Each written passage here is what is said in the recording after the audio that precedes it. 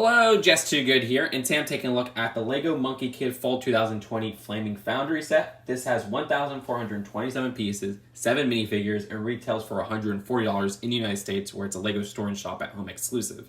Now let's take a look at those minifigures. The Monkie Kid minifigure has the most common face, which is in 3 other sets. All the other Monkie Kid faces are in 2 other sets. I think like a total of 3, if I'm not mistaken. Maybe even one just in 2 sets.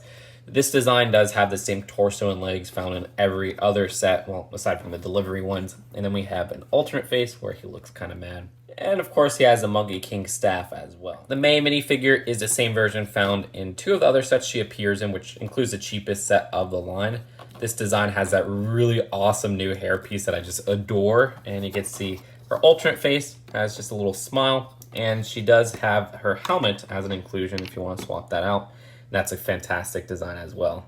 Uncle Zang is an exclusive character to this set. He doesn't have exclusive printing. I mean, the torso print is fairly common. Face print only appears in one other set, which is a hidden side set from last year, the boat set, so that's kind of cool. Princess Iron Fan also appears in the Demon Bull King set, you know, the big mech version, because he also appears in this set. This design does have a face print that I like, but I really love this new headdress piece. That is just a really interesting piece that has some great detailing all around. And her alternate facial expression looks pretty angry and almost possessed. And Princess Iron Fan also has this same banner in the Demon Bull King set. Well, the big Demon Bull King set, because this is the small Demon Bull King set. And Princess Iron Fan has this little platform, which is just a nice addition. I don't know, it's kind of funny to me. I can't explain why. Red Sun appears in the set, also in the Inferno Truck set, as well as the, what is it called, the Monkie Kid Cloud Jet. This being the most expensive way to get him. No new prints between those sets, though, where we have the same face, torso, and legs. Also the Power Glove build, which that name is still so funny to me. The Power Glove, it's so bad. And then we got some back torso printing, as well as that ridiculous hairpiece that I love. His alternate face looks pretty cool as well. And the set includes 2 bull clones, Roar and Growl, but I mean, even despite names, they all look the same. All using this new helmet piece that I really like, and there's no printing on the head underneath. As you can see, it's just translucent. So the main build of the Flame Foundry is a Fortrex-like design, if you remember the Fortrex from Nexonites. This is fully enclosed, but it does have the ability to open up. I like how there's detailings all around. Like, they didn't just, you know, make one side the pretty side. If you look at every angle, it looks pretty good. Now, if you open it up, all you have to do is push this to the right, push this section to the left, and then you can even remove this front vehicle. And how that vehicle at the front connects is that there's these 1x2 receiving hinge parts, and then those just kind of rest into place with that 1x2 clip. And it actually locks in pretty well, where try to remove it and doesn't get disconnected, but if you give it a little push, you could disconnect it. And then for those side parts, these just kind of rest into place where we have this Technic pin on this wheel, and these are the Power Miners drill parts as I know them. And so once you put this in the middle, it just kind of locks into place. And this is further aided with this Technic pin going into that brick beam at the back, and this clip right here connecting to the side of that front vehicle part. Same connection on this side as well. Anyway, now that I've explained how the connections work, we take a better look at the interior. I'm going to save that vehicle part for the end because I actually don't like that vehicle compared to the rest. So the center section is the main part of the build, which is the Flame Foundry furnace. That's where the Demon Bull King is, which is this brick-built figure here. Almost like a Frankenstein-like design where you have this little stretcher. Okay, maybe not a stretcher, it's a lab table, but this design can be adjusted where you could move it up and down like this. Find that pretty cool. Right at the bottom here, there's the furnace, which actually has a feature where if you push down, and they recommend you do it with the Monkey King staff, which I guess plays into the story, a little bit of light goes because there's actually a light brick under there. Other than that, I like these sticker details where they have those pillars of translucent orange that actually look really cool. And there's some extra details at the side, whether it be what seems to be little barrels of flame here, or to the left side, where there's a little wrench as well as a hammer, more detailing. But either way, for the design of the Demon Bull King, this is one of those brick-built figures that's actually in line with some of the other Monkey King ones. And this is in the same style and sizing as the Monkey Kid mech in the Team HQ. This connects via a very loose connection with those receiving hinge parts, actually much like how that front part opens. And the Demon Bull King is exclusive to this set. This design does have even an exclusive print, which is just one print, or 1x1 at the front. I do like that design. I do wish these were printed because it's his eyes. And then they actually use stickers for the midsection right here with the arms. And then you also have stickers at the knees right here. Again, it would have been cool if those were print since those are the same, just used twice. But this design does have a nice level of articulation, whether it be the shoulder joints, this midsection which is clipped on, and they actually have the feature to make him look a little bit more kick butt. And to do that, they have this extra lantern design. And all you have to do is clip that to the end of one of his arms, or at the end of one of his hands. And now he has a flaming hand. That's pretty dope. But on his other hand, he has this axe right here, which looks pretty cool. The design of this is actually pretty interesting, how they use these fork pieces at the end, but I like that. And you can easily remove that if you want. Other than that, we got some joints at the top right here, as well as this middle section. And I like how they built the feet, where they have a very hoof-like design using those 1x1s. That's pretty clever. And at the top, the head is connected via a miniature ball joint. Then we have this connection at the back, which does use those gray versions of the Monkey King staff, little lightsaber holder pieces, as people like to refer them as. Also, we have these two loose Technic pins here. Well, not loose, but they're not connected to anything is my point. That's because they actually have these extra tanks, which you could just attach. Which honestly, dang, he looks badass there. Sorry, I used kick-ass at first. Oh, kick butt. Whatever, you get the point. It's posing time, boys. All right, this pose ain't so menacing. And in this pose, he just looks ready to attack. And seeing the Demon Bull King with his big boy form, I think it did a really good job at downscaling this between two different scales. I love it when they do that, and you can just see the details translate really well, whether it be that axe or even the sticker details that are there. And I guess they needed to use the print because there's not like a ring as small to put on the front like you can with this piece up here.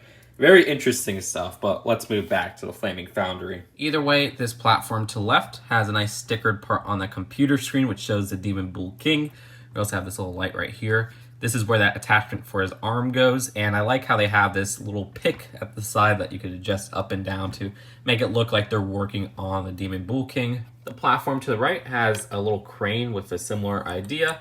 This does have a sticker on both sides, also a sticker on this little control panel right here. There's another control station which has a 1x1 print we've seen before of the caution line, as well as a little switch too. Towards the back, there's these tanks which seem to be filled with lava. I like the flame piece at the top, which does have a little bit of new coloring to it. That's something with a lot of the other Monkey Kid sets. And then there's also some stickers on those tanks as well. And then looking at this from the back side, these two flame tanks right here are actually fixed in place. I thought that would be something you could adjust. And then at the back, there's a hidden feature, which provides for some extra ammunition. Just lift this part right here, and this little crate comes out. You can see there's a lot of little studs inside there. This part at the back makes it very easy to adjust the lab table. And no, these 2x2s with the receiving hole do not line up with the pins at the back of the Demon Bull King. So just keep that in mind. These are actually, I think, rather bumpers, where this part kind of comes into clashing with this one to make sure that doesn't go down too far.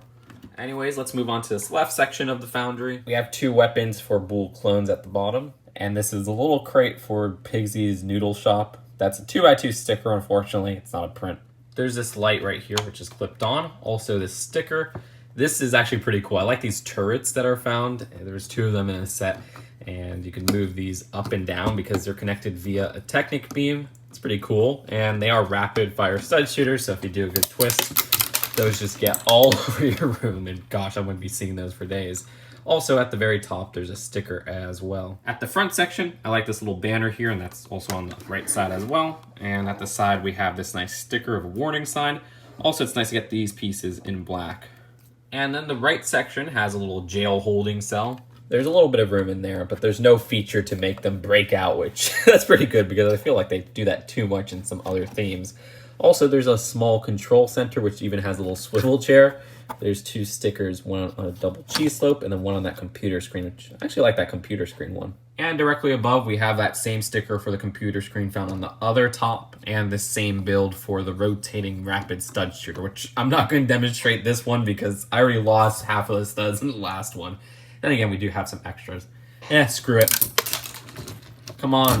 One more. There you go. And at the bottom section, it's the same build with the banner. And then there's also that sticker with that caution sign and those nice black pieces. And the vehicle section, I'll be honest, it looks a little bit better when you disconnect it because it's kind of this hilarious, like, oversized dump truck, which I haven't seen from LEGO. Now, funny or not, this design, it does look very repetitive with a lot of the other vehicles from the Bull Army, which makes sense. They have a styling to it. But there is a level, kind of like the Nexonites effect, where you have so many similar vehicles, they all just kind of blend together. And I think they should have evolved a little bit from that styling. Either way, like I said, the unique part is the dump truck section, but it's such a small part compared to the rest of the build here. Which the front, we do have some stickers, as well as a print with the 1x2, and that appears earlier in the set. Also, we have this little ring part, which is pretty cool. I like how they always have that design of the ring at the nose. And then at the very front, we have another sticker. Now you can remove this top section and easily put a minifigure sitting down there. And there's not too much in the interior there beyond the steering wheel. No stickers or anything for controls. Other than that, the dumping feature is pretty standard. You can just lift it up like this. There's not like an actual lever or anything like that.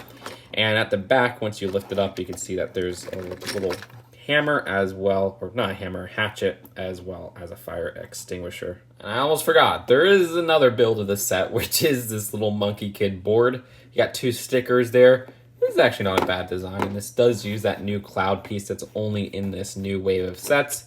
Not too much else going on here, but you could just have the Monkey Kid stand right there. And yeah, that doesn't look bad. That's it for the build of the set. Let's take a look at the packaging and then the final verdict. The box for this is pretty massive. I mean, judging by the price, it's understandable. And at the back, you can see some different shots of the set. There's 2 instruction booklets, which at the end of the second one, there's an advertisement with all of the sets, as well as this nice artwork, which I really love seeing the artwork from the show. So overall, maybe I was a bit too hard on this when I first saw it. I think the worst part for me is that front exterior vehicle part. The dump truck itself, I like separately as this dump truck. But that just, I don't know, something about that just kind of throws it off when I first looked at it. But it's very easy to remove, and it's not like a part that's needed. And I do kind of like how those wheels lock into place. It might just be the box design or something for this. I don't know. Because when I have it built, I like this a lot better than when I first saw it. There's a lot of fun parts to this. Like, I like the little stretcher part, as I call it, or the lab table that adjusts up and down. I like the little rapid stud shooter turrets at the sides. The details on the interior, I feel like it's a little bit hollow. They could have packed it more with some details. But there's a lot of walking space, which I like, which isn't present with a lot of play sets nowadays for some reason. And then the design of the exclusive character, the Demon Bull King, I like. I just wish those parts were printed instead of stickered. We do get Uncle Zane, but he doesn't technically have any exclusive parts. As a whole, I think for $140, I would have liked this to be a little bit cheaper, but I say that with a lot of sets, and it seems like a lot of sets in general are about $10 to $20 more expensive than they should be. And when it's a more expensive set like this, it doesn't have too big of a problem. If you're a price per piece ratio person, though, I mean, this lines up because it's 1,400 pieces for $140. But to me, it feels more like a $100 to $120 play set. And if I bought, like, say, a Hidden Side Haunted High School, even if it has a lot less space to it, there's a lot more to play with there, and it looks a little bit better on the exterior.